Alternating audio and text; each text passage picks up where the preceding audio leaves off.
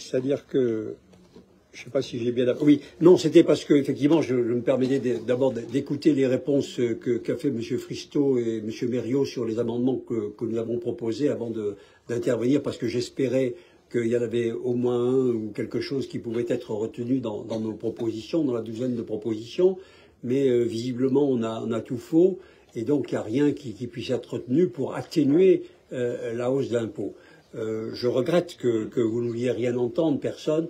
En votre majorité, j'ai bien compris que, malgré les propos alambiqués, il y avait beaucoup de réticences et que si on votait, c'était plus par discipline que par cœur.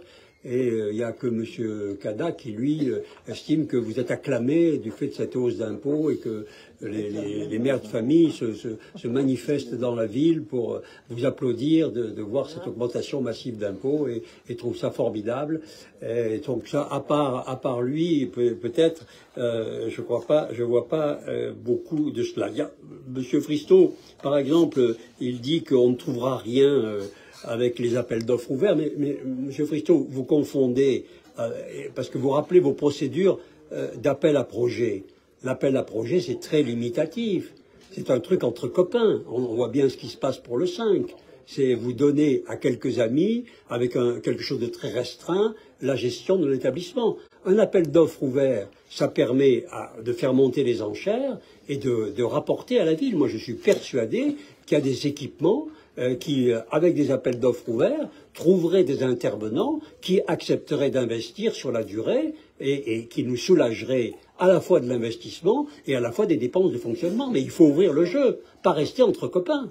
Et si vous ouvriez ce jeu, vous verriez que vous auriez des contributions, surtout si vous l'internationalisez, si vous ouvrez vraiment largement. Or, vous ne le faites jamais. C'est toujours appel à projet restreint entre copains.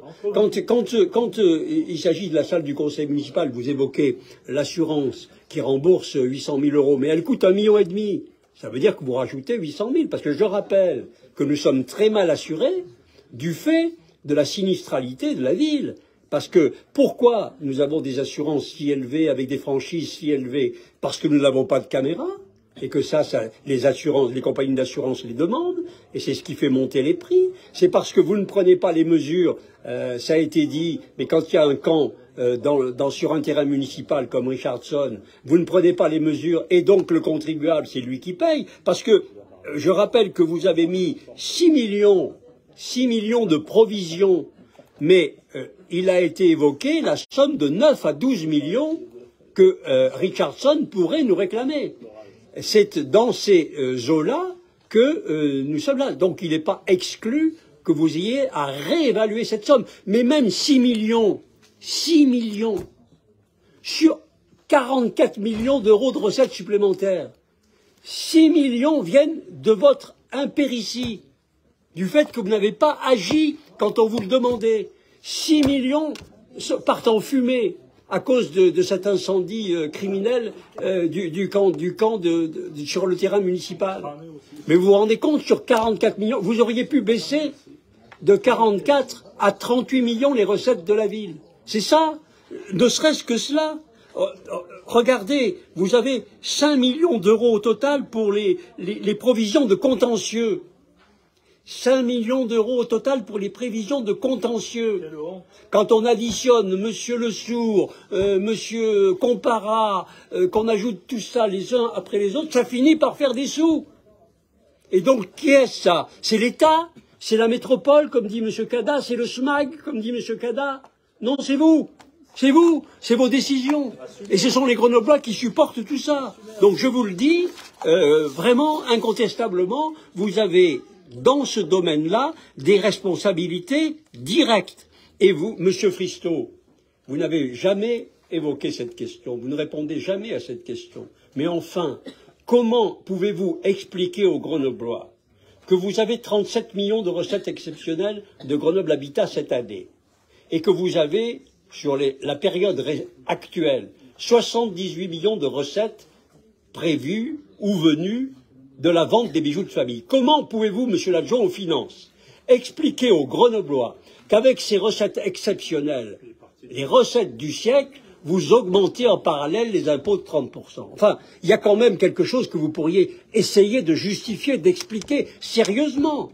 Parce que vous avez beau noyer le poisson, quelle que soit la façon dont vous le noyez, vous avez des recettes exceptionnelles, incontestablement, parce que la recette de Grenoble-Habitat, c'est une recette exceptionnelle, et vous avez des impôts exceptionnels. Il y a quand même un problème, parce que quand M. Cada dit qu'on voudrait limiter, c'est pas mon cas, à 17% l'augmentation d'impôts pour faire face aux hausses, non, parce que les 17%, c'est pour empêcher le dépôt de bilan, c'est pour empêcher la mise sous tutelle, c'est rien d'autre. Donc voilà la vraie situation de la ville de Grenoble. Alors je sais bien, on me le répète assez, que le rationnel a disparu et qu'il faut seulement désormais parler à l'émotion, que l'opinion, on peut l'emballer par l'émotion, vous, avec la planète, tout votre discours qui veut enrober tout cela. Mais moi, et en espérant que le citoyen n'y voit que du bleu, il estime que voilà, vous accélérez les transitions et il va être couvert, il va admettre, il va accepter. Mais moi, je suis convaincu que la vérité bête, que le réel feront leur retour un jour ou l'autre, comme toujours. Et que ce que nous voyons là, dans vos décisions, dans ces chiffres accablants, dans ce laisser-aller, ce laisser-faire coupable, eh bien, il redeviendra visible, il redeviendra le centre du débat, parce qu'avec ces décisions, la ville sera à nouveau, inéluctablement, et je prends rendez-vous au conseil municipal aujourd'hui, la ville sera à nouveau inéluctablement le dos au mur. Et quand M. Pierre Mériot nous annonce qu'il faut encore augmenter les dépenses de fonctionnement, je pense qu'il nous annonce que la ville sera à nouveau encore plus gravement le dos au mur. Parce qu'on peut, M.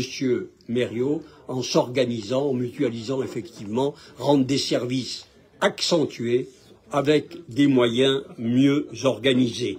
Eh bien moi je crois qu'à mi-mandat, il s'agit à la fois de dire la vérité aux Grenoblois, comme nous l'avions fait, nous, effectivement, en 2020, et nous le ferons aujourd'hui, et en même temps, de leur donner un espoir pour réduire la fuite, parce qu'il y a une fuite de la classe moyenne grenobloise, incontestablement. Il y a une partie de la classe moyenne qui ne peut pas rester à Grenoble, qui ne peut plus vivre à Grenoble, qui ne peut plus supporter les impôts que vous leur faites supporter. Il faut rassurer aussi les captifs des quartiers qui ne peuvent plus en partir.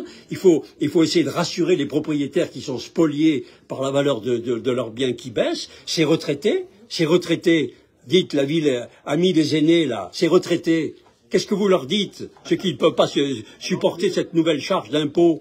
Et ces familles modestes qui attendent la solidarité pour eux, qui attendent l'éducation populaire que vous ne leur offrez pas dans les quartiers quand vous ne leur supprimez pas.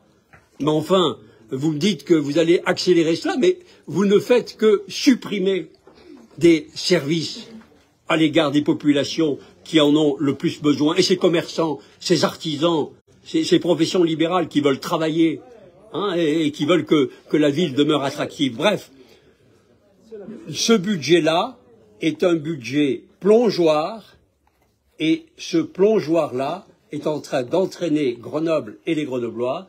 Nous nous battons aujourd'hui contre, mais nous nous battrons demain pour réorienter la politique municipale et faire que Grenoble se sorte de cette situation financière inextricable dans laquelle vous l'avez mis.